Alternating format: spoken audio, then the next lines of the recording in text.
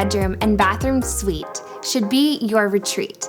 Whether you prefer light, bright, and airy, or dark and cozy, it can still feel like your retreat and a place for you to unwind and rest. The bathroom I'm going to show you today was a complete gut renovation.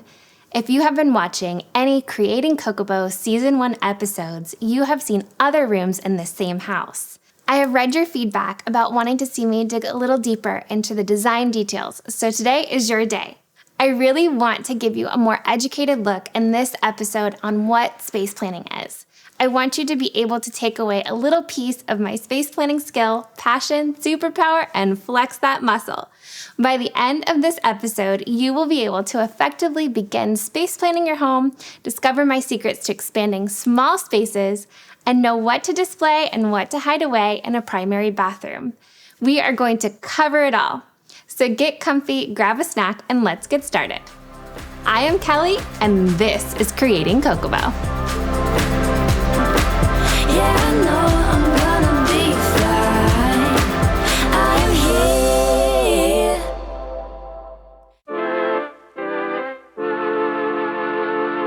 When considering a renovation, it can be easy to just assume that you won't change any layouts or make floor plan changes and just upgrade finishes and fixtures. Now, of course, this may be your best option for reasons such as cost and timeline. But if you want to be certain that you are maximizing the potential of your spaces, you'll want to follow these steps to space planning. You can create this with a measuring tape, a pencil, and some graph paper. Take the overall measurements of your space, the length, width, and ceiling height, and then sketch it out on your paper. An advantage to using graph paper is you can use 1 square to equal 1 foot in order to easily keep your drawing to scale. Note where you have doors, windows, and also locations of power outlets, switches, and AC vents. This is what we call your existing conditions. If you want to make your plans super precise and are comfortable using a computer, there are a couple free or low-cost software and apps available to create floor plans and even 3D renderings. For what I'm about to show you, I will be using REVIT to do the space planning and then Fourier for doing the 3D renderings. If you're just starting out, I recommend just using regular old graph paper. For the room that we're going to work on today, we're going to identify the zones that we have, such as a sleeping area, the bedroom, a bathing area, the bathroom, and a dressing area, the closet. This is called a bubble diagram. Create a bubble diagram of all the existing zones in a space. This helps to identify the activity zones we have and which zones need to be adjacent.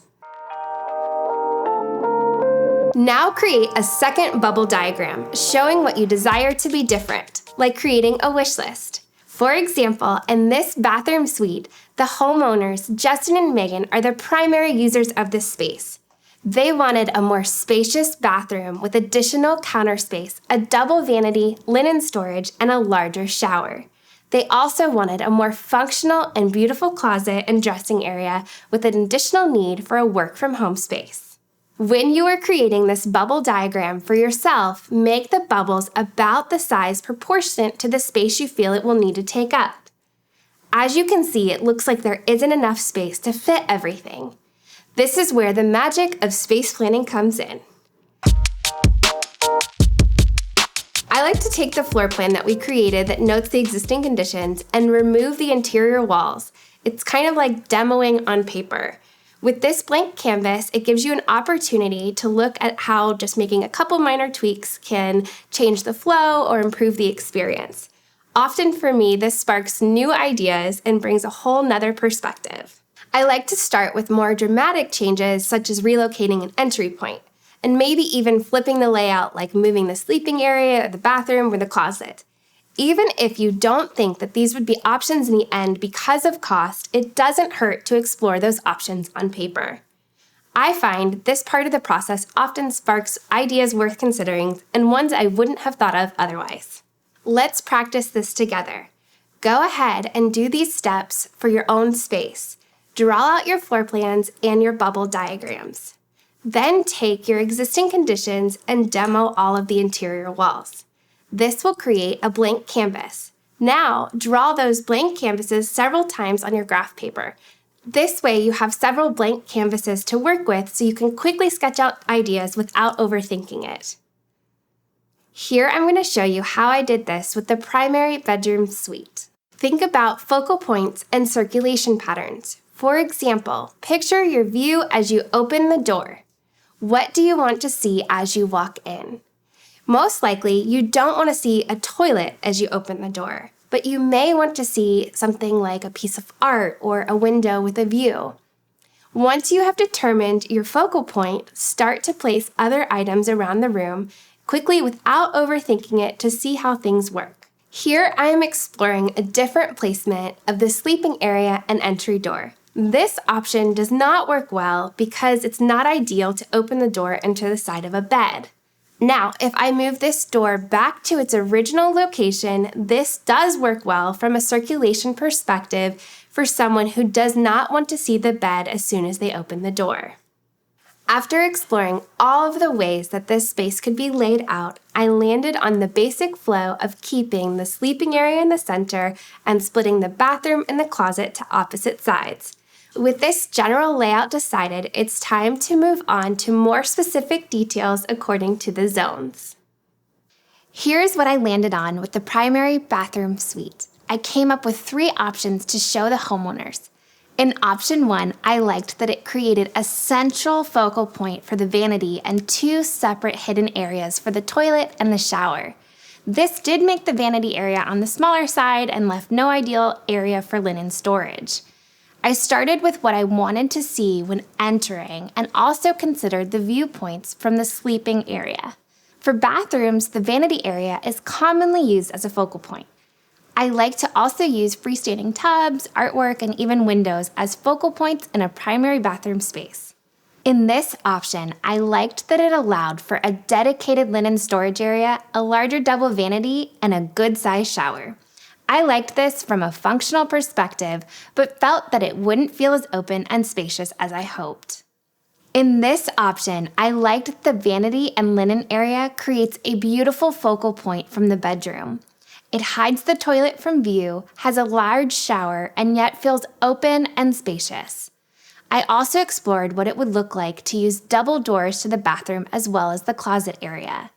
The clients chose this option, and ultimately it gave them everything on their wish list and made the small space feel the largest. The glass doors are one of my favorite features here. The entire primary bedroom is actually considered a smaller space, and these double doors instantly felt like a good direction because by placing them symmetrically on either side of the sleeping area, it visually expands the space, making the entire suite feel larger. It helps to allow light to flow through, but also creates a hotel suite experience. The doors make the room feel twice the size. If you want to see how I combined the closet to make it also a functional office space, you will have to binge that episode after this one. When the double doors are open, it creates a beautiful sightline from the bed, giving us the desirable focal point we wanted. The shower is also a good size and proportion, and the placement keeps the center of the bathroom open. This, coupled with the double doors, floating vanity, and glass shower doors, expands the space visually, making it feel much larger than it actually is. The bathroom lacked lighting, storage, and by now was very outdated. The cramped space really made it hard to feel any joy in there. Additionally, there was poor insulation in the walls and the doors were hollow, so there was a lot of noise transfer from the bathroom to the bedroom. And like most of us, we need to be able to reduce the noise transfer from the bathroom to the bedroom. We initially talked about using a sliding door, but those don't really block out much noise from room to room. The doors we used are actually hurricane-rated exterior doors, so they have the best sound abatement properties. You can even listen to music in the bathroom, but you can't hear it in the bedroom. But I want to share with you an overlooked detail in bathrooms that I believe elevates small spaces, allowing them to feel luxurious and large. I am talking about using linear elements such as grout lines, hardware, and even countertops to expand the space visually. I had a lot of fun in this bathroom geeking out on the play of linear elements. Let me show you how it all works together. Starting with how the grout lines of the wall tile all line up and move around the entire room into the shower. Now let's step into the shower. I want to show you the tile that I used. So this tile here, I actually determined the width of the shower based on the dimension of this tile. So I didn't want to make any cuts in the tile so that it would be one solid piece. And then I kept all of the lines kind of moving throughout the whole room, kind of coming together. I like the way this corner comes together here, and then also how this lines up with the corner of the shower, that you can kind of see all the lines come together as you enter the room. It's the way these lines come together that visually expand the space. Horizontal lines expand the space horizontally, and vertical lines expand the space vertically. Think about how a shirt with horizontal stripes can make you look wider, and often we use vertical lines in our clothing to give the illusion of height. There are so many opportunities to use linear elements in a space to really elevate it. For example, the position of the hardware on the linen closet lines up with the backsplash. Throughout the room, I really enjoyed using the variety of scale in the lines. Playing with the scale of lines allows you to create balance and proportion in the space. Here, I set back the wood frame intentionally to create more lines and shadows that add some much-needed drama and depth to the space. I designed this soffit to have a natural warmth of wood framing, breaking up all of the white-on-white elements. The sealant on the wood is a low-gloss matte finish, so it's just enough to protect the wood without being overly shiny. Being intentional about the lines found in your space will create a sense of unity and consistency that a user would associate with a more high-end style. In design, we also implement the principle of horizontal and vertical symmetry. Doing this can evoke a sense of calm in the space. Our brains are drawn to a visual symmetry, so this detail is key to evoking positive emotions when designing a space. You know, you and I, we use the principle of symmetry in many ways without even realizing it. Like placing two sinks on either side of a countertop is a simple example of vertical symmetry. An example of vertical symmetry in this bathroom is the tile on either side of this shower wall. Each side is exactly the same size and layout of tile. This wall here, I've thickened to give it a more bold presence, and the vertical line raises the ceiling visually. But I kept the grout lines consistent all the way around, so it's very pleasing to your eye that the line is consistent and continuous. Horizontal symmetry is a concept we don't talk about as much as we do vertical symmetry. An example here in this bathroom is the 8 inches of space for the backsplash is mirrored to the top space above the mirror. This is a great example of horizontal symmetry. It helps to bring a sense of calm and order when things are symmetrical and everything lines up. Lines play a big role in any design. Through scale and symmetry, you are able to expand your space, create drama, depth, and evoke emotions of calm and consistency. This is going to be my favorite thing to talk about. The bathroom vanity could have its own episode talking through all of its detail. Since the vanity was built to be the focal point of this room, a lot of time was taken to consider each detail that went into the space around it. The wood accent adds warmth that other natural elements like stone just can't. Here, the material palette of the vanity area is very simple. White paint, white quartz, white oak veneer, and polished nickel. Let's take a look at all the details that went into designing this vanity. Following the space planning exercise, I knew that I was going to place the vanity on this wall. So I worked with a couple different sketches of how to make the most of that space and create a beautiful focal point. Most of the homeowners' requests centered on storage solutions. They wanted 2 medicine cabinets, towel and linen storage, and some usable drawers for cosmetics and toiletries. You can do this yourself as well. It's similar to how we did the space planning exercise with pencil and paper, only this time, instead of drawing a blank floor plan, you'll be drawing a blank wall. This is called a wall elevation. Measure the length and height of a vanity wall and sketch this out on your graph paper. I suggest drawing 3 blank wall elevations on paper so that you can quickly draw out options that come to mind. Not worrying about needing to erase or overthinking your ideas, just go for it. Some of my best work comes from starting with some of these crazy ideas first. It keeps me from getting stuck or overthinking the design. For this vanity, I decided on a layout that uses 32 inches per sink area and 30 inches for the linen cabinet. One detail on the homeowner's wish list was storage solutions. I did 4 drawers on the vanity and 2 in the linen tower and used adjustable shelving in the upper part of the linen cabinet. I went with a floating cabinet option in order to be able to visually expand the space. When you can see the flooring under the vanity, it tricks your mind into thinking the space is larger. It helps to use under cabinet lighting to highlight this feature. It also acts as a perfect nightlight. The cabinet hardware that I used is from Top Knobs, and it's the Europa style. I like these because they have a good substantial feel in your hands, but are minimal in visual sightlines. Y'all know that I love some good lighting, so much so that I'm working hard to design our very own Kokobo line of lighting fixtures. Every month I'm releasing an update on that entire process, from dreaming and designing to all the work it takes to find a manufacturer and launch this product line. I will daydream about lighting. It's one of my favorite items to select for interior design projects. When it came to the vanity lighting in the primary bathroom, I found a fixture that was perfect for this space. It's from Sonneman, and it's on the pricey side, but don't let the simple design fool you into thinking that it's not worth the cost. The design is simple, but it is a high-quality fixture. The dimming function of the LEDs doesn't flicker or lag like a lot of similar, less expensive options do.